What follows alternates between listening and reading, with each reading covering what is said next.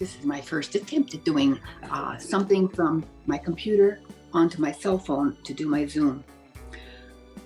Once a month, I get this channeling, if you call it, from Messages from Matthew, it's called. And this particular Matthew was killed when he was 19. And he channels to his mother. And his mother, oh no, she couldn't handle that. So she cast it aside, wouldn't do anything. He persisted. This has meaning to me because my nephew's name is Matthew, and he was killed in a car accident. And when he was 24, he did not channel to his mother, but the similarities are there that that they were both young and died.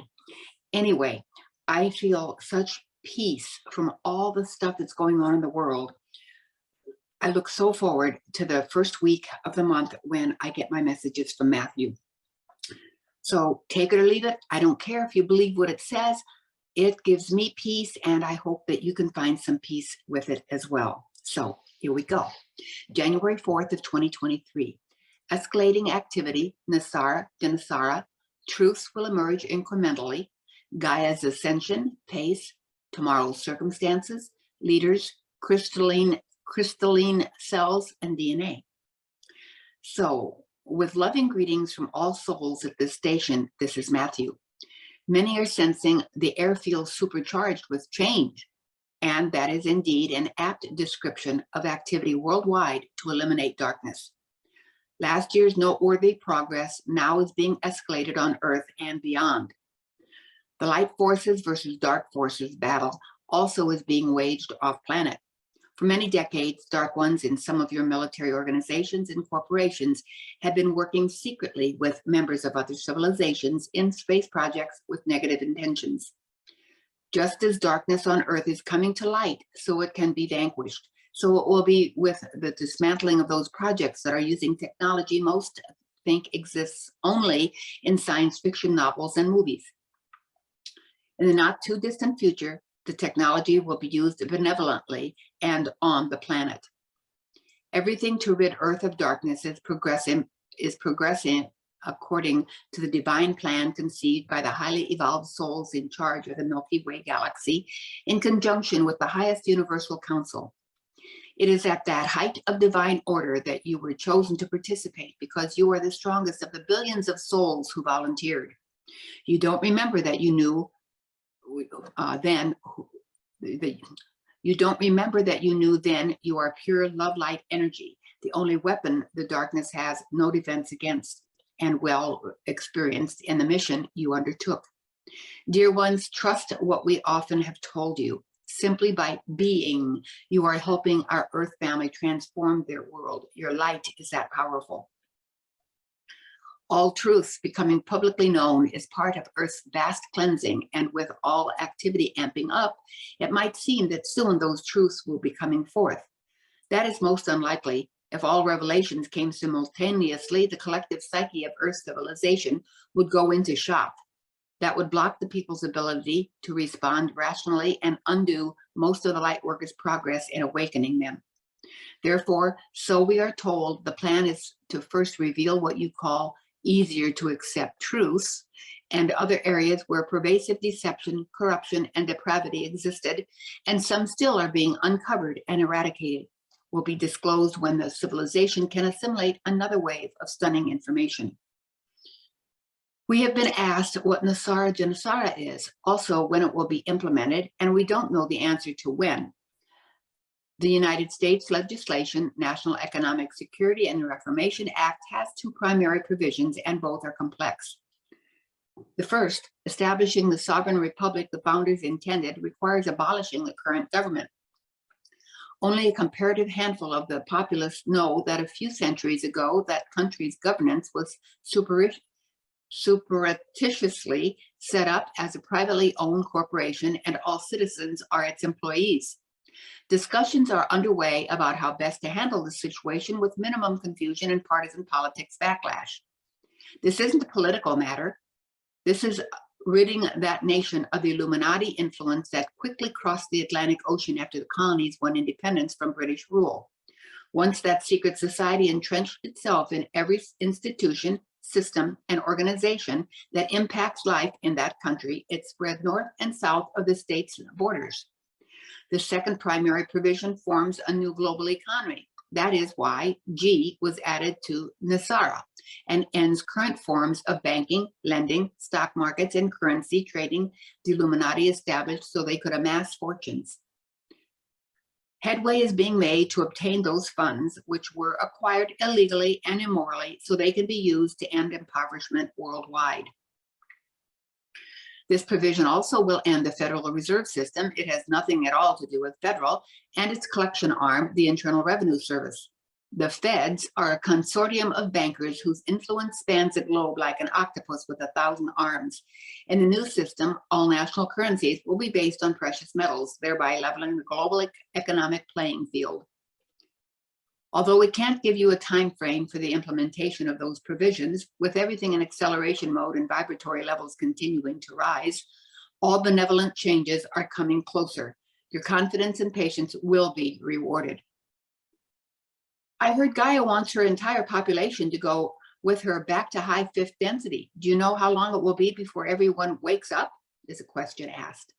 First, let us clarify back to high fifth density.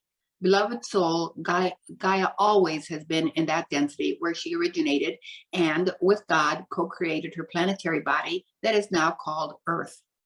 Only her body descended to the low third density when darkness pervaded a series of civilizations. Throughout the eons that her love and caring were with her life forms living in 3D conditions, Gaia's evolvement status remained high fifth density. It is similar with you, dear brothers and sisters. You are in third density bodies because you went to Earth to help the civilization awaken so they can evolve. But you are not those bodies. You are souls with the same high density evolvement status as when you volunteered for this lifetime.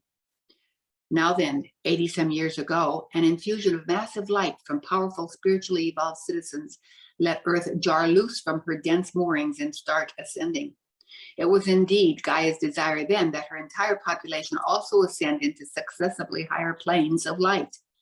However, as time passed, she realized that she had to choose whether to continue her ascension pace or slow down considerably and wait for all her humankind to awaken spiritually and consciously, personal ascension.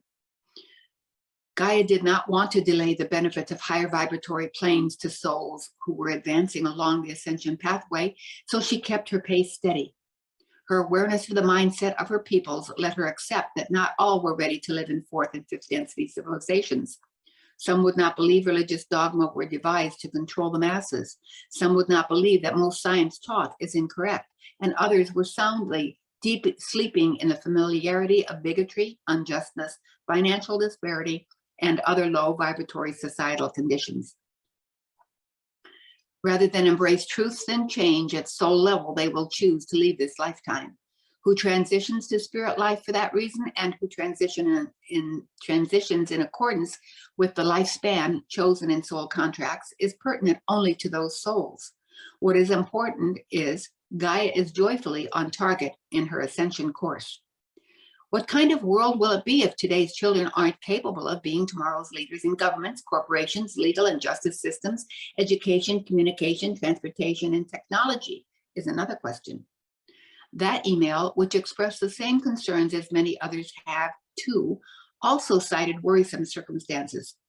Psychological effects of isolation and interruption of classroom education due to pandemic mandates, potential health issues from vaccines and widespread pollution, unstable national economies, bleak employment opportunities for children who can't afford college as industries become more robotic, warmongering, and increased military spending. While those are logical considerations in this moment, let us tell you about numerous effective factors in addition to children's remarkable capacity for resiliency and adaptability to circumstances. The confident outlook and encouragement of parents, teachers, and counselors and others whom children respect gives them confidence and inspires them to do well in undertakings. Light workers, the high vibrations of your optimism and feelings of security will benefit people of all ages, and the domino effect can work wonders. As for potential health issues, intensifying light is changing cells from carbon-based to the crystalline structure that strengthens the immune system and provides resistance to toxicity that causes illness. Crystalline cells have another essential function. They enable bodies to thrive in the higher vibratory planes Earth is approaching. Let us digress a moment to reply to a related question. Please ask Matthew how we change cells from carbon to crystalline. Light is what changes cellular structure from carbon to crystalline, and persons who live in godly ways automatically absorb light. As God said, it is as simple as being kind.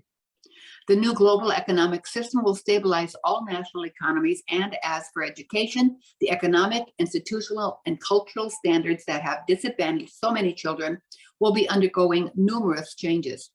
All levels will be structured so that children are accommodated according to their interests, talents, skills, and abilities, and costs will not be an issue from preschool throughout postgraduate. Changes will come more slowly where schooling for girls is made difficult, but continuously rising vibrations will end that unjustness, and ultimately unlimited educational opportunities will be available to every child in your world. And a past April 4th of 2022 message includes comprehensive details of these changes. So, warmongering will end and money for military spending will be diverted to rebuilding national infrastructures, research and development projects, and other beneficial programs. Troops no longer needed for national defense will be otherwise employed, and employment itself will change dramatically to the benefit of the entire population. All those developments are indeed significant, but the most important effective factor is DNA.